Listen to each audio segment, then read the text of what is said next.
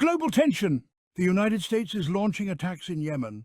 With international tensions rising, the conflicts involving the United States, Russia, Israel, Iran and North Korea have become really important.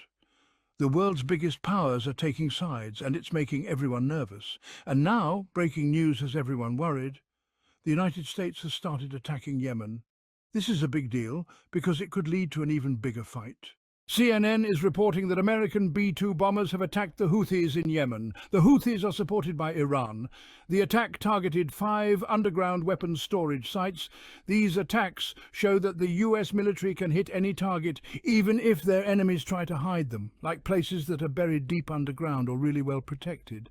Using B-2 bombers, which are known for being super sneaky and being able to fly really far, was done on purpose to send a message to Iran and other countries involved, like North Korea, Russia and China. The message is clear. The United States will fight back if it has to. This also shows how strong the US military is in a part of the world where things are already really tense. Austin also said that President Joe Biden personally gave the order for these attacks to try to stop the Houthis after they've been attacking American and other countries' ships in the area for over a year.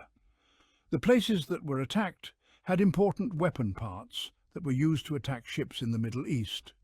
The Secretary of Defense says the Houthis will have to deal with the consequences of their reckless and illegal actions. Even though the US has worked with the United Kingdom before in military actions against the Houthis, this attack was done only by US forces, which shows how important this mission was. According to US Central Command, both the US Air Force and Navy were involved. Officials have confirmed that no US ships were damaged during the attack. This attack, instead of making things calmer, seems to be making things in the region even more tense. Russia has been watching everything closely, especially Ukraine's plan to launch long-range missiles, which the US and NATO have stopped so far. But Russia hasn't just been sitting around, and they've started making their own moves in this global conflict. Infobae is reporting that Russia has increased its purchases of nuclear material for military purposes by 10 times, which shows they're ramping things up in the arms race. The head of Russia's nuclear agency, Rosatom, Alexei Likhachev, revealed a huge increase in orders from the Russian Defense Ministry for nuclear weapons.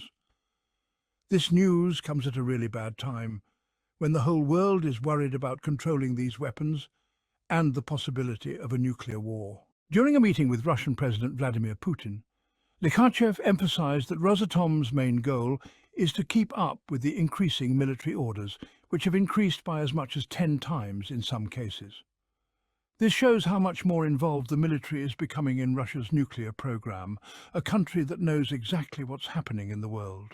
Meanwhile, the United States continues to use its military to intimidate other countries around the world, which has forced Russia to be ready for anything.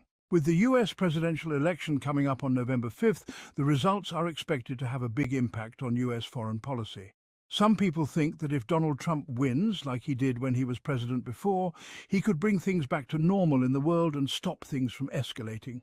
During Trump's 4 years as president, there weren't any major wars, and both Putin and Netanyahu have said they hope Trump comes back to power to stabilize things.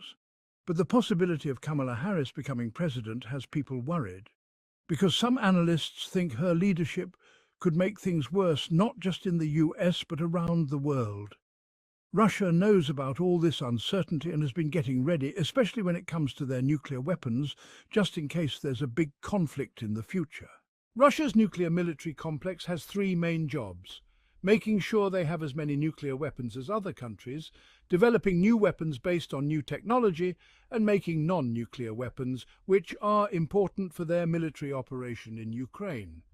The fact that they're using this official Russian term to describe the invasion of Ukraine shows how important this military escalation is right now.